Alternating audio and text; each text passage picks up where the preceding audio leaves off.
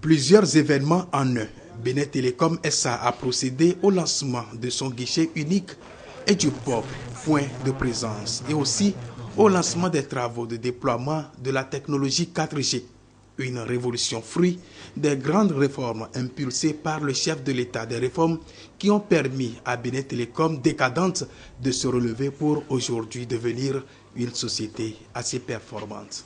Bénin Télécom SA s'est inscrit dans un système de dématérialisation de ses guichets uniques, ce qui permet aujourd'hui à un client de venir dans un point de présence de Bénin Télécom, y faire toutes les opérations, commencer à un point de présence et pouvoir terminer là où il le désire.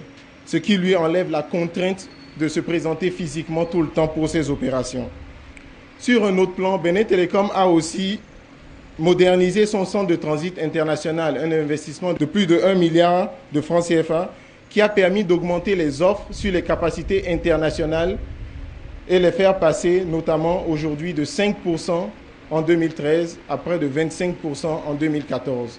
Cela ne démontre que du besoin de la population pour les services Internet et aujourd'hui la capacité mise à la disposition de nos populations pour un meilleur accès à Internet.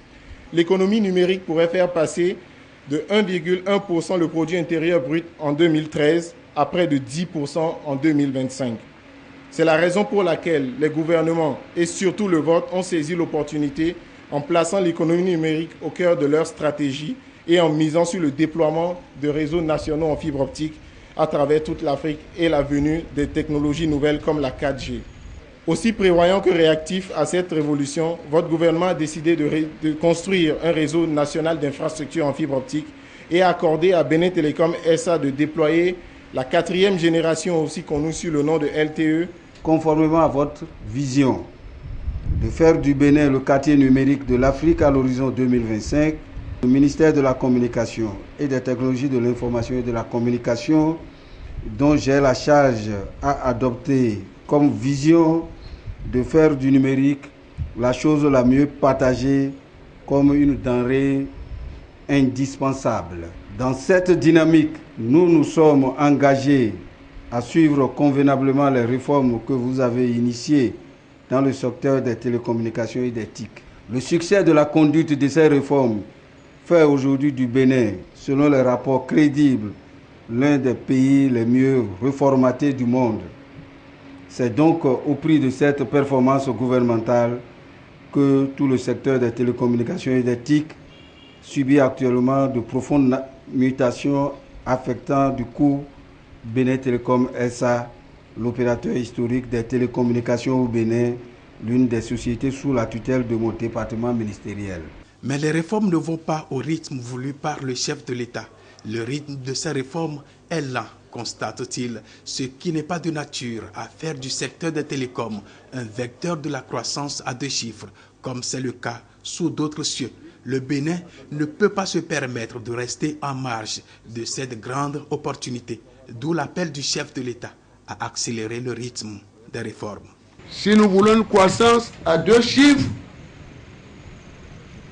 en l'état actuel de cette filière, de ce secteur, c'est quasiment impossible. Une croissance à 2 chiffres. Quasiment impossible. En retenant que derrière la croissance à 2 chiffres, nous y voyons des emplois pour la jeunesse et pour les femmes. Donc il faut qu'on aille vite. J'ai compris et je salue le calme qui règne dans Bénin Télécom. Mais j'ai surpris un de mes chers compatriotes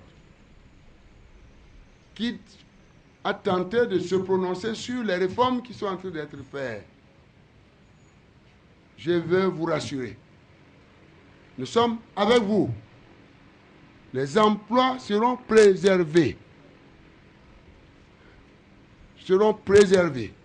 Mieux, les emplois seront créés en outre, et mieux que par le passé, à un rythme plus accéléré. Vos finances seront fournies et vos contributions aux finances publiques importantes. Nous sommes en retard. Il a donné l'exemple du Rwanda, il a donné l'exemple du Kenya, etc.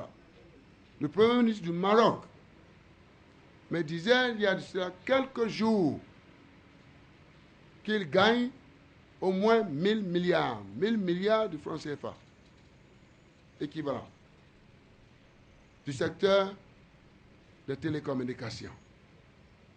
Demandez-moi combien nous gagnons. Je n'ose pas vous le dire. Nous sommes en retard, Monsieur le Président de l'autorité de régulation. Je salue les acteurs de ce secteur. Allons-y bien, gouvernons bien et partageons. Nous rêvons d'une croissance à 2 chiffres. Si ces réformes-là sont faites, nous allons y arriver.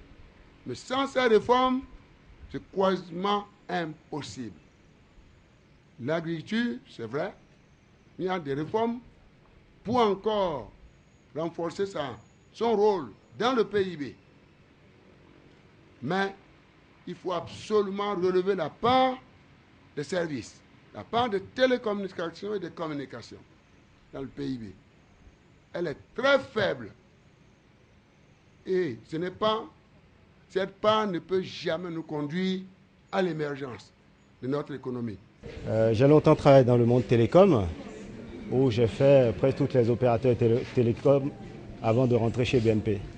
Alors ça fait, pour être franc avec vous, ça fait un moment que je conseille le président d'avancer sur les réformes.